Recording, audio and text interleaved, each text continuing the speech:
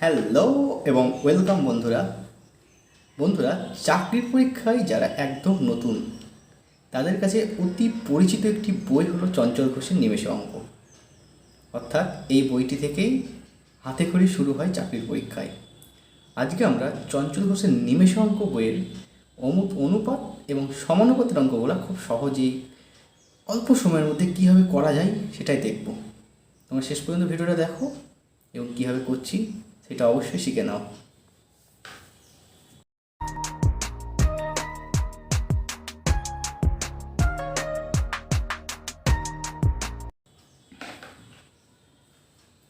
দেখো বন্ধু, প্রথম অঙ্ক যেটা রয়েছে, প্রথম অঙ্ক রয়েছে A:B সমান 2:3, B:C সমান 5:4 এবং C:D সমান 7:8।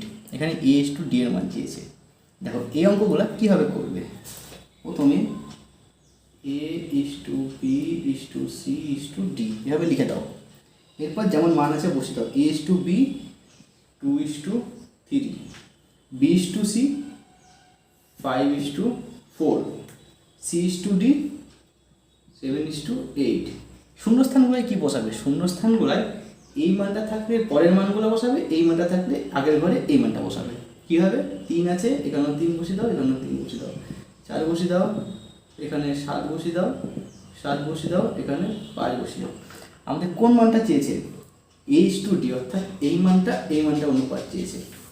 একটা জিনিস তোমরা লক্ষ্য করে দেখতে হবে, এখানে 2 4 কেটে যাবে, 2 5 7 35 এই মানটা বের করতে হবে। এখানে 2 আছে, 8 2 16, 3 16 48। এটাই অ্যান্সার। দেখেছো, অল্প সময়ের মধ্যে হয়ে গেল। এটা যখন করবে আরও অল্প সময় লাগবে তোমাদের। পরেরটা দেখো,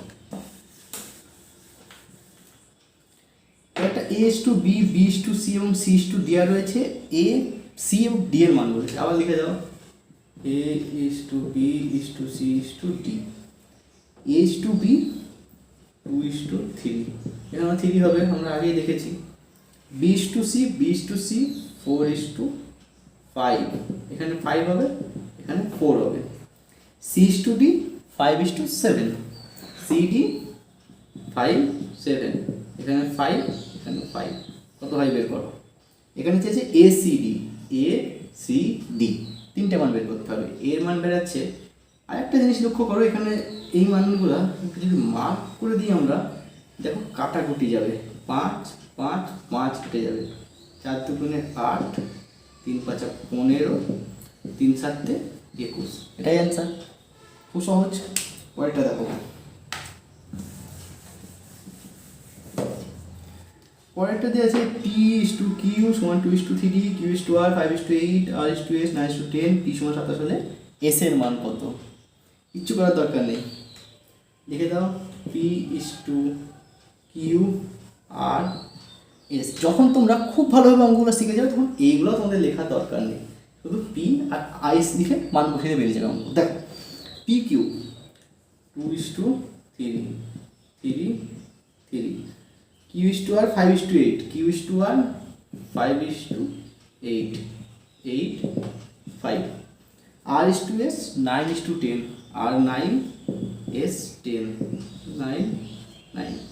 এখানে বলা হয়েছে P এর মান 27 হলে S এর মান কত? P এর মান দিয়ে গেছে 27, S এর মান বের করতে হবে। দেখো তো এখানে একটা জিনিস দেখো, P আর S এর মান যেহেতু বলে রেখেছে, এখানে কাটাকুটি যাবে। 3 দিয়ে কাটবে, 3 3 9 আর 3 কেটে যাবে, কাটলো। দেখো আবার 2 কাটবে, এখানে 2 কেটে হবে 4। দেখো 3 5 15, এখানে দেখো 4 10 40, এই 15টাই হচ্ছে 27। তাহলে যেটা আমরা 15 বলছি সেটা 27, যেটা 40 সেটা বের করতে হবে। কী করে বের করতে হয়? এর সঙ্গে 40/15, এটা 5 দিয়ে কাটবে, হবে 3 8 3 9, 8 9 72। এটাই অ্যান্সার। চলো 4 অঙ্কটাই চলে আসি।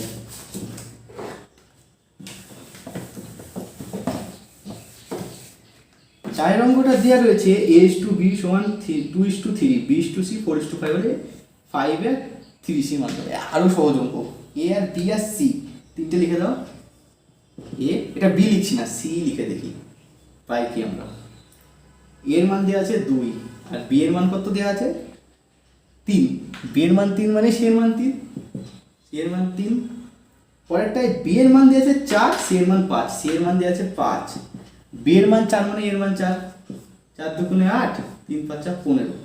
এবার বলেছে 5 এ, তাহলে এর সঙ্গে গুণ করতে হবে 5, আর সি এর সঙ্গে 3 কত আছে 3, 3 গুণ করতে হবে। দেখো কাটবে 5 5 3 হবে, তাহলে 8 আর 3 3কে 9, এটাই অ্যান্সার।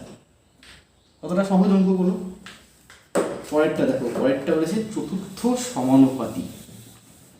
পরের বলেছে চতুর্থ সমানুপাতি। চতুর্থ সমানুপাতি কিভাবে করব?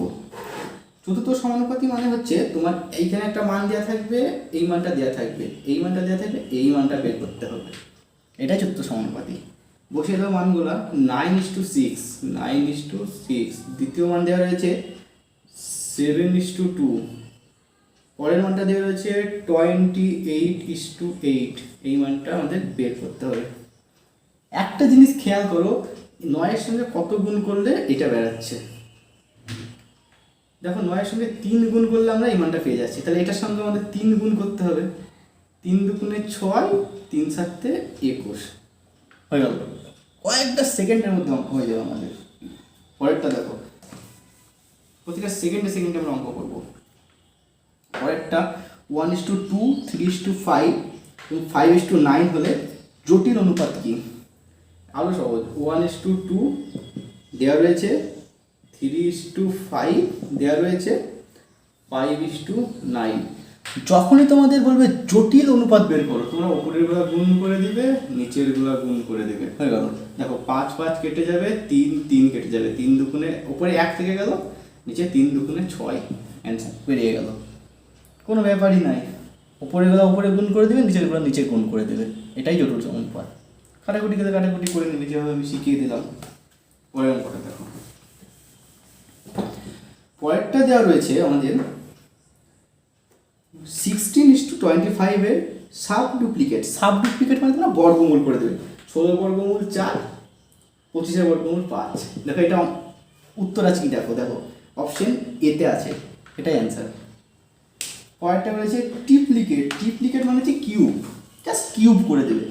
দেখো 3, 3-এর কিউব মানে আমরা জানি 3 গুণিত 3 গুণিত 3 কত হয় 27। এই কিউবগুলো একটু তোমাদের কষ্ট করে মুখস্থ করে নিতে হবে, তাহলে অঙ্কগুলো করাতে একটু বেশি সুবিধা হবে। 5-এর কিউব মানে হচ্ছে কত হয়, 5 5 25, 25 125। দেখো তো অপশানে 27:125 আছে কি, যদি থাকে এটাই অ্যান্সার। চলে আসুন 9টায়। 9 অঙ্কটা দিয়ে রয়েছে 3 এবং 192 এর মধ্য সমানুপাতি কত? মধ্য সমানুপাতি মানে কোন জিনিসটা, মাঝের সমানুপাতি। এই একটা ধরো সংখ্যা, অনুপাত, এইটা বের করতে হবে, এইটা বের করতে হবে, একটা সংখ্যা, এই দুটো জিনিস বের করতে হবে, তাহলে সেটা হচ্ছে মধ্য সমানুপাতি। কি আছে, 3 দেওয়া রয়েছে, এটা 3 দেওয়া রয়েছে, এটা দেওয়া নাই, ইস্টু পরেরটা কত দেওয়া রয়েছে, পরে এখানটা বের করতে হবে, এটা দেওয়া রয়েছে 192। দেখো এটা যদি এক্স ধরি আমরা দুটোকে, তাহলে এক্স এক্স গুণ করলে এক্স স্কোয়ার হয়ে যায়, আর এটা গুণ করলে হয় 3 গুণিত 192। এবার এটাকে যদি আমরা ভাঙি তাহলে দুটো 3 পাবো। 192কে যদি ভাঙি আমরা, 3 দিয়ে যাবে, 3 4 18 19, 3 4 12, 6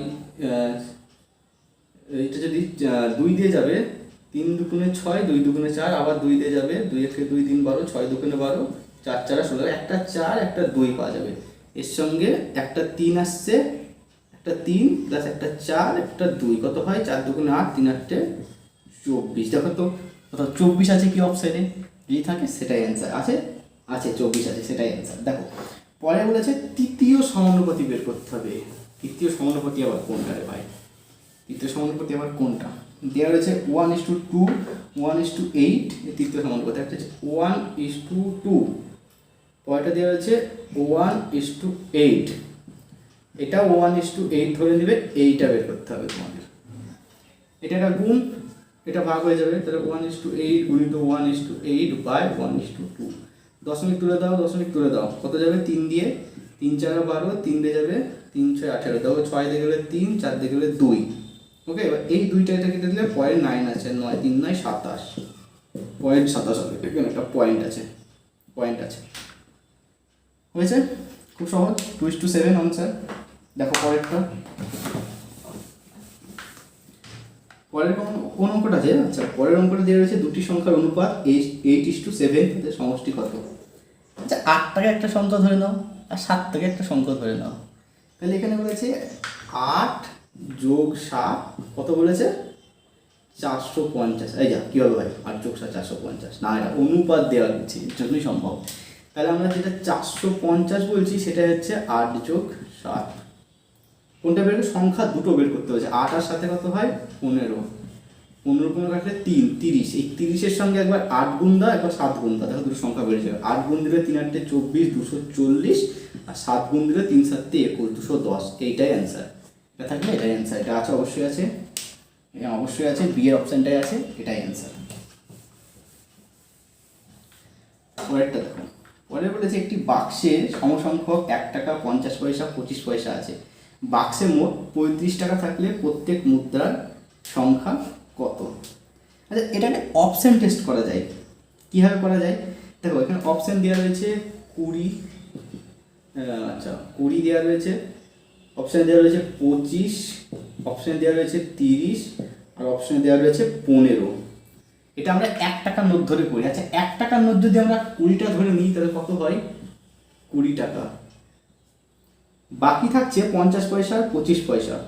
এখানে একটা মজার জিনিস দিয়েছে, প্রত্যেকটি মুদ্রার সংখ্যা সমান, অর্থাৎ 20টা যদি 1 টাকা থাকে 20টাই 50 পয়সা থাকবে। 20টা 50 পয়সা মানে 10 টাকা হয়, আর 20টা 25 পয়সা মানে হয় কত? 5 টাকা। কত? 35 হচ্ছে কি? আরে তাই তো, 35 হয়ে গেল। তার মানে প্রত্যেক মুদ্রার সংখ্যা কত? 20টা করে। 20টা 1 টাকা আছে, 20টা 50 পয়সা আছে, এবং 20টা 25 পয়সা আছে। হয়ে গেল। জাস্ট অপশন টেস্ট করবো, অত আমরা অনুপাত অঙ্ক করার দরকার নেই। এইসব ক্ষেত্রে পরীক্ষায় আসলে অপশন টেস্ট করে দেবে এবং অপশনগুলো মিলিয়ে দেখবে হচ্ছে কি। পরেরটা দেখো, পরেরটা বলা রয়েছে একটি বাক্সে 1 টাকা 50 পয়সা 25 পয়সার মুদ্রার সংখ্যা অনুপাত 1:2:4। আচ্ছা, 1 মানে হচ্ছে 1 টাকা মানে হচ্ছে 1 টাকা, দুটো 50 পয়সা মানে হচ্ছে 1 টাকা, 4টে 25 পয়সা মানে হচ্ছে 1 টাকা, অর্থাৎ তাদের মূল্যটা সমান রয়েছে। এবার বলেছে বাক্সে 393 টাকা থাকলে মোট কতগুলি মুদ্রা ছিল? বাক্সে কত রয়েছে? 393 টাকা, অর্থাৎ 393টা রয়েছে 1 টাকা, 393টা 1 টাকা রয়েছে। তাহলে আচ্ছা অনুপাত করা যাবে কীভাবে? 1:1:1 মানে 3 আর 393 টাকা বাক্সে মোট মুদ্রার সংখ্যা। এটা কাটাকুটি দিলে আমাদের কত হয়? 1, 3 3 9 3। এইটা হচ্ছে তোমাদের প্রতিটা সংখ্যায় সাথে গুণ করে দাও, দেখো বেরিয়ে যাবে। এটা যদি এর সাথে গুণ করে দিই হয় 131। 2 দিয়ে গুণ করলে হয় 2 1 2, 3 2 6, 2 1 2, 4 4 1 4, 3 4 12 2, হাতে 1, 4 1 4 1 5, কত হয়? 4 5 6 1 7, 6 7 8 9 10 11 1। তো 17 কোনো অপশন আছে কি? অপশন আছে, আর তোমাদের যোগ করার দরকার নেই। দেখো অপশন ডি এ 17 পেয়ে যাচ্ছ লাস্টে, এটা টিক মেরে দেবে, পুরো গুণ করার দরকার নেই, সময় বাঁচবে। এভাবেই অঙ্ক আমাদের আগাতে হবে, তাহলে বেশি সময় সেভ হবে আমাদের। পুরো অঙ্ক কখনোই করতে যাবে না, কোনো অপশন যদি মিলে যায় সেটাই জেনে নেবে অপশন, সেটাই উত্তর। পরেরটা, একটি বাক্সে মোট 384টি মুদ্রা আছে। আচ্ছা, যদি 1 টাকা 50 পয়সা 25 পয়সা মুদ্রার সংখ্যা অনুপাত 2:3:7 হয়, তাহলে বাক্সের মুদ্রাগুলির মোট মানে কটি মুদ্রা আছে? আচ্ছা ঠিক আছে, 2, 3, 7, মানে এদের মুদ্রার সংখ্যার অনুপাত। আচ্ছা, 2 1 টাকা মানে হচ্ছে কত? 2 টাকা। 2 1 টাকা মানে 2 টাকা। 3টে 50 পয়সা মানে কত হয়? 1.5 টাকা। ওকে, আর দেওয়া রয়েছে 7টা 25 পয়সা। 7টা 25 পয়সা মানে কত হয়? 1 টাকা 75 পয়সা। এটা হচ্ছে মূল্যের অনুপাত। আর এখানে মুদ্রার সংখ্যা দেওয়া রয়েছে। আচ্ছা, মুদ্রার সংখ্যা দেওয়া রয়েছে, তাতে আর কিছুই করার দরকার নেই ভাই। সংখ্যা যেহেতু দেওয়া রয়েছে এগুলো করার দরকার নেই। সংখ্যা যেহেতু দেওয়া রয়েছে তোমরা কী করবে? অনুপাত দিয়ে কাজ চালিয়ে দেবে। কীভাবে? দেখো, অনুপাত হচ্ছে 2:3:7। টোটাল করো 3 4 5, 7 আর 5 12, এটা হচ্ছে টোটাল। এইটাই সমান 384, যেটা সেটা হচ্ছে 12। গুণ দাও, 12 কে 12, 12 দুগুণে 24, 3 12 36, 37 24, 12 দুগুণে 24, 32। অর্থাৎ এখানে আমরা পাচ্ছি 32টা অনুপাত। তাহলে 1 টাকা 32 গুণিত 2 হবে 64, অর্থাৎ 64টা 1 টাকা। ওকে, 3, তাহলে 32কে 3 গুণ দিতে হবে, তাহলে সেটা কত পারবে 50 পয়সা বেরোবে। কিন্তু আমাদের হাফ, 50 পয়সা মানে আমরা জানি হাফ, তাহলে 32কে আগে ভাগ দিয়ে দাও 2 দিয়ে, কত হবে 16, 16কে 3 দিয়ে গুণ দাও, 3 16 48, 7টা। আর আমরা 25 পয়সা মানে জানি 4টে 25 পয়সা 1 টাকা হয়, অর্থাৎ তাহলে 32কে একবার 4 দিয়ে ভাগ করে দাও, 4টে 32, তাহলে 7 8টে 56, টোটাল কত দেখো অ্যান্সার বের কি 8 9 10 11 12, 12 আছে 8 8 8 8 হ্যাঁ, বি অপশনে 8 আছে, আর যোগ করার দরকার নেই, করতেও যাবে না। 8 আছে দেখো, 8 অন্য কোনো অপশনের শেষে 8 নাই, বি একমাত্র 8 আছে, অর্থাৎ বিটাকে ধরে নেবে অ্যান্সার। হয়ে গেল। দেখো পরেরটা দেওয়া রয়েছে, একটি ব্যাগে 5 টাকা ও 10 টাকার মোট 80টি নোট ছিল। ওই ব্যাগে মোট 600 টাকা থাকলে 10 টাকার নোটের সংখ্যা কত? এটা প্রথমে ডি এর আর এর অপশানটা কেটে দাও। ওকে, 50 আর 40 এই দুটো অপশান রেখে দাও। কেন কাটলাম এবার দেখো, যদি আমরা 60টি 10 টাকা ধরি তাহলে 60 10-এ কত হয় 600, কিন্তু এখানে তো 5 টাকার নোট আছে আর মোট টাকা 600, তাহলে এটা ধরা যাবে না।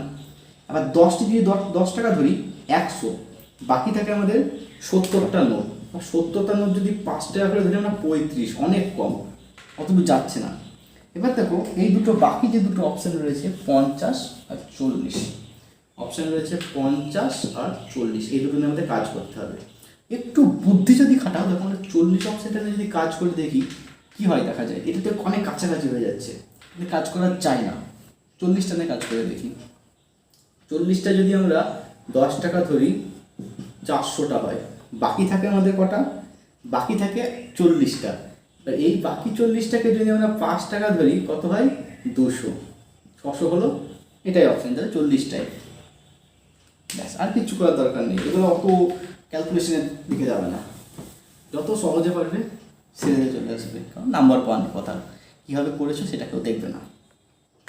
16টা এ 87 পূর্ণ 1-এর 2 পাশে আছে, এ মানে এর মানে গুণ 87 পূর্ণ 1-এর 2, এটা সমান বি এর কত বলেছে 41 পূর্ণ 2-এর 3, বি এর 41 পূর্ণ 2-এর 3। আচ্ছা, এটাকে ভগ্নাংশটা করে দিই, এটা 7 দুগুণে 14 15 5 আর 1, 7 দুগুণে 14 আর 1 7 দুগুণে 14 15 5 আর 1, 8 দুগুণে 16 আর 1 17, 175/2 এ গুণিত, আর এটা হচ্ছে বি গুণিত 3 1 3 4 5 3 4 12 125/3।